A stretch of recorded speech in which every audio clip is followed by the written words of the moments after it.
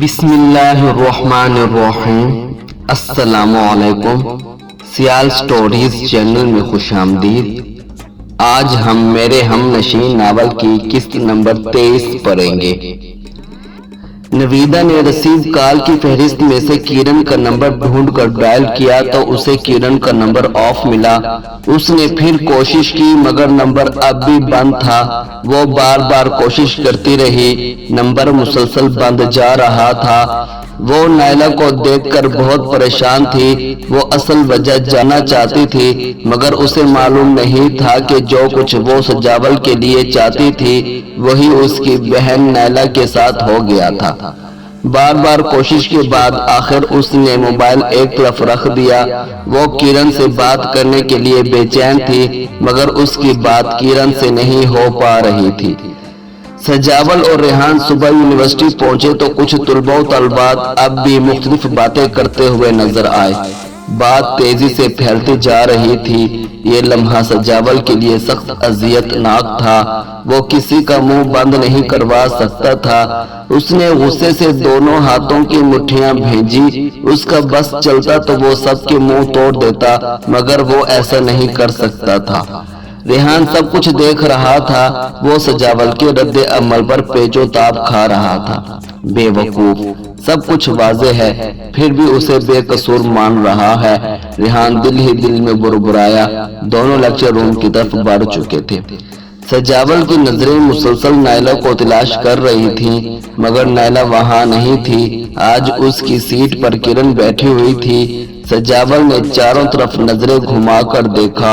جس کو تلاش کرنے کی خاطر اس کی نظریں گھوم رہی تھی وہ اس کو کہیں بھی نہیں مل رہی تھی۔ سب جگہ دیکھنے کے بعد اسے احساس ہوا کہ آج نائلہ یونیورسٹی آئی ہی نہیں۔ وہ پریشان ہو گیا کہ نائلہ کیوں نہیں آئی ہوگی۔ اس کا نائلہ سے ملنا اب بہت ضروری ہو چکا تھا مگر ریحان اور خالدہ بیگم نے اسے روکا ہوا تھا۔ وہ چاہ کر بھی نائلہ کو نہیں مل سکتا تھا۔ اس نے اپنے دل کے چھوٹے سے گوشے میں نائلہ کے لیے محبت کا چھوٹا سا ذرہ محسوس کیا۔ اسے پتہ بھی نہ چلا کہ یہ محبت کا ذرہ اس کے دل میں کب سے آ بسا ہے اور یہ ذرہ ایسا ایسا مسلسل بڑھتا جا رہا ہے۔ ہر گزرتا ہوا پل اسے دشوار گزار محسوس ہو رہا تھا۔ وقت اس پر بھاری ہوتا جا رہا تھا اور وہ کسی اور ہی دنیا کا باسی بننے لگا۔ آج 3 دن گزر چکے تھے۔ نائلہ یونیورسٹی نہیں آ رہی تھی۔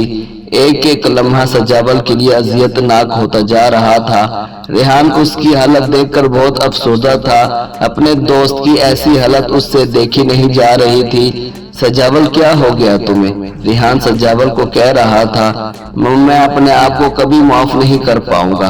میری وجہ سے اس کی زندگی تباہ ہو گئی۔ سارا قصور میرا ہے۔ سجاول کسی بچے کی طرح رو رہا تھا۔ اپنے آپ کو کیوں قصوروار ٹھہرا رہے ہو؟ سارا الزام اپنے اوپر کیوں لے رہے ہو؟ قصور تو اس کا تھا۔ ریحان اس کے کندھے پر ہاتھ رکھ کر بولا، نہیں یار، میرا دل کہتا ہے کہ وہ بے قصور ہے۔ آخر تم یہ بات مان کیوں نہیں لیتے؟ ریحان آخری جملہ چیختے ہوئے بولا۔ اس کی طبیعت واقعی خراب ہوتی جا رہی تھی۔ ریحان اس کی طبیعت کے بارے میں بہت فکر مند تھا۔ اچھا بابا مان لیا کہ وہ بے قصور ہے، ایسا محض اتفاق سے ہوا ہے۔ تم تو اپنی حالت درست کرو۔ چلو میں تمہیں ڈاکٹر کے پاس لے کر چلتا ہوں۔ ریحان اسے اٹھاتے ہوئے بولا۔ آگے کیا ہوا یہ جاننے کے لیے اگلی قسط کا انتظار کریں۔